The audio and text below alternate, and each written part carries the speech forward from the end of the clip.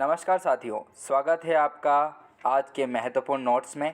आज हम बात करेंगे पशुपालन विज्ञान के बारे में, जिसमें से महत्वपूर्ण जो बिंदु हैं जो आगामी एग्ज़ाम्स के लिए बहुत इंपॉर्टेंट है।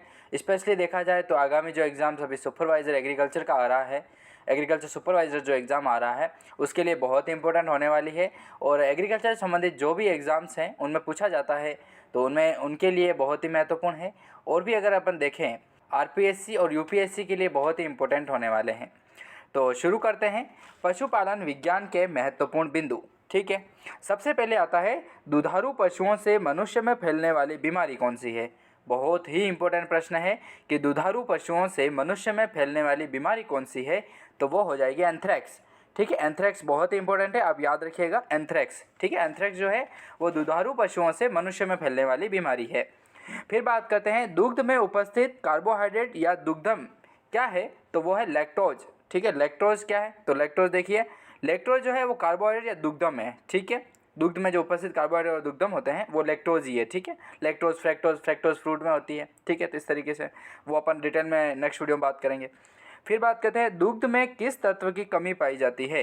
दूध जो होता है उसमें किस तत्व की कमी पाई जाती है, यह बहुत ही इंपॉर्टेंट है। तो दूध जो होता है उसमें लौह तत्व की कमी पाई जाती है। ठीक है, फेरस जिसे आयरन कहा जाता है। ठीक है, तो लौह तत्व की कमी पाई जाती है दूध में। ठीक है, फिर बात आती है कृत्रिम गर्भाधान में उपयुक्त विधि कौन सी है। ठीक है, कृत्रिम गर्भाधान किया जाता है पशुओं में, तो उनके लिए उपयुक्त विधि कौन सी है, तो यह है रेक्टम पाल्पेशन। ठीक है, रेक्टम पाल्पेशन जो विधि है वो कृत्रिम गर्भाधान के लिए बहुत इंपॉर्टेंट है। नेक्स्ट बिंदु की बात करते हैं, दूध के सफ़ेद रंग का कारण क्या है। ठीक है, दूध में जो सफ़ेदी होती है वो किस कारण से होती है, तो उसका प्रमुख कारण होता है कैसीन। ठीक है, कैसीन के कारण होती है दूध का सफ़ेद रंग का होना। फिर बात करते हैं भारत में वर्ष 2015-16 में कुल दूध उत्पादन कितना हुआ था। तो भारत में जो वर्ष 2015-16 था उसमें कुल दूध उत्पादन की जो मात्रा है वो रहती है 155.5। ठीक है, 155.5 मिलियन टन। बहुत इंपॉर्टेंट है, 2015-16 के हिसाब से होती है।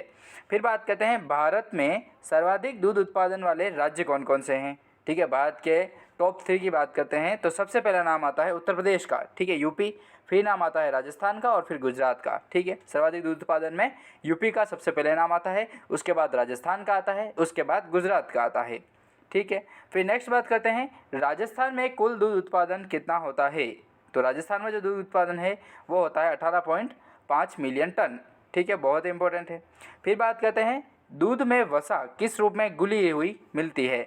तो दूध में जो वसा होती है वो निलंबन के रूप में होती है। ठीक है, सस्पेंशन के रूप में मिलती है, निलंबन के रूप में। ठीक है, दूध में वसा। नेक्स्ट, दूध में प्रोटीन किस रूप में घुलित रहती है। तो दूध में जो प्रोटीन है वो पाया जाता है पायस के रूप में। ठीक है, कोलाइडल के रूप में पाया जाता है दूध में प्रोटीन। फिर बात करते हैं दूध में दुग्धम अर्थात लैक्टोज एवं खनिज पदार्थ जिन्हें मिनरल्स कहा जाता है वो किस रूप में रहते हैं, तो ये रहते हैं गोल अर्थात सॉल्यूशन के रूप में। ठीक है, तो ये जो आपको अभी दो मैंने पॉइंट बताए हैं ये बहुत इंपॉर्टेंट है। ये जेट, आईसीआर और बीएचयू के जो एग्ज़ाम्स हुए थे उनमें ये प्रश्न पूछे गए थे। ठीक है, और बार बार रिपीट होते हैं। ठीक है, तो नेक्स्ट क्वेश्चन आता है भारत का कालीन जिसे कारपेट होता है वो ऊन उत्पादन में विश्व में प्रथम कौन है। तो भारत जो है वो विश्व में प्रथम है कालीन के रूप में, जो कालीन ऊन होता है उसके रूप में प्रथम आता है। ठीक है, प्रथम नाम भारत का आता है विश्व में उत्पादन के नाम से। फिर बात करते हैं साइलेज, साइलेज को बनाने के लिए सबसे उपयुक्त फसल कौन सी है।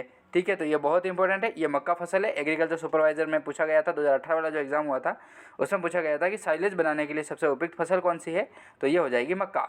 नेक्स्ट बात करते हैं बिंदुओं के बारे में।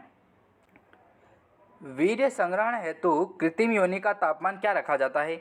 बहुत ही इंपॉर्टेंट है, वीर्य संग्रहण के लिए कृत्रिम योनि का जो तापमान रखा जाता है वो रखा जाता है 42 डिग्री सेल्सियस। कृत्रिम गर्भाधान के लिए उपयुक्त विधि कौन सी है, तो कृत्रिम गर्भाधान जो होता है उसके लिए उपयुक्त विधि हो जाएगी रेक्टम पाल्पेशन। विश्व में भेड़ का प्रथम क्लोन क्या था, तो विश्व में जो प्रथम भेड़ का जो क्लोन बनाया गया था उसका नाम रखा गया था डोली। ठीक है, ये बहुत इंपॉर्टेंट है डोली। गाय के दूध का हल्का पीला रंग जो होता है वो किस कारण से होता है, तो बहुत इंपॉर्टेंट है, गाय के दूध का हल्का पीला रंग होने का कारण कैरोटीन है। ठीक है, कैरोटीन। इसमें ट्रिक देखो आप, तो देखिए पीतल अर्थात टीन जो होता है वो टीन पीतल जिसे हम कहते हैं पीतल, तो पीतल कैसा होता है, पीतल हल्का पीला होता है, तो पीले से आप याद रख सकते हैं, टीन से पीतल और पीतल से पीला। ठीक है, गाय के दूध का रंग हल्का जो होता है वो पीला रंग कैरोटीन के कारण होता है। फिर बात करते हैं भारत के कुल कितने प्रतिशत ऊन का उत्पादन राजस्थान में होता है। ठीक है, भारत का जो टोटल ऊन उत्पादन है उसका राजस्थान जो योगदान है राजस्थान का वो है 35 से 40%। ठीक है, ये बहुत ही इंपॉर्टेंट है। पशुओं में अपच के कारण हानिकारक गैसों द्वारा पेट का फूलना क्या कहलाता है। बहुत ही इंपॉर्टेंट है। तो पशुओं में जो अपच होता है मतलब पचता नहीं है खाना, तो उसके कारण से जो हानिकारक गैसों का निर्माण होता है पेट में, तो उससे पेट फूल जाता है। तो उसका कारण जो है वो है आफरा। ठीक, आफरे से होता है, जिसे ब्लॉट कहा जाता है। ठीक है, फूलना आफरा कहलाता है। दूध के प्रमुख स्रोत हैं, तो दूध में जो प्रचुर मात्रा में है वो है कैल्शियम और फास्फोरस पाया जाता है। ठीक है, Ca एवं P। फिर बात करते हैं मांस का परिरक्षण किया जाता है। तो मांस जो होता है उसका परिरक्षण अर्थात प्रिजर्वेशन किया जाता है, तो वो किया जाता है 0 से 3 डिग्री सेल्सियस के बीच। ठीक है, फिर बात करते हैं भारत का भैंस की संख्या, कुल पशुधन, ऊन उत्पादन एवं दुग्ध उत्पादन में विश्व में कौन सा स्थान है। ठीक है, भारत का जो स्थान है वो भैंस की संख्या, कुल पशुधन के नाम पर, ऊन उत्पादन के नाम पर और दुग्ध उत्पादन के नाम पर। तो विश्व में जो स्थान रखता है भारत वो रखता है प्रथम। ठीक है, इन पाँचों के नाम से भारत प्रथम स्थान पर आता है। ठीक है, भैंस की संख्या, कुल पशुधन, ऊन उत्पादन और दुग्ध उत्पादन में विश्व में प्रथम स्थान है। फिर बात करते हैं गाय के खीस अर्थात कोलेस्ट्रम में प्रोटीन की प्रतिशत मात्रा कितनी होती है। तो ये होती है 17.5%। ठीक है, ये बहुत इंपॉर्टेंट है। 17.5% गाय के खीस में प्रोटीन की प्रतिशत मात्रा होती है। तो ठीक है दोस्तों, आज हमने बात की एग्रीकल्चर के बारे में, बहुत ही इंपॉर्टेंट। तो ऐसे ही प्रश्नोत्तरी और ऐसे ही महत्वपूर्ण वन लाइनर क्वेश्चंस के लिए लाइक एंड सब्सक्राइब करना ना भूलें हमारे चैनल को, और सपोर्ट बनाए रखें दोस्तों। ठीक है, बहुत मेहनत लगती है दोस्तों, तो लाइक एंड सब्सक्राइब करना ना भूलें। ठीक है दोस्तों, और हो सके तो अधिक से अधिक शेयर भी करना। तो ठीक है दोस्तों, मिलते हैं नेक्स्ट वीडियो में। तब तक के लिए जय हिंद, जय भारत, वंदे मातरम। धन्यवाद।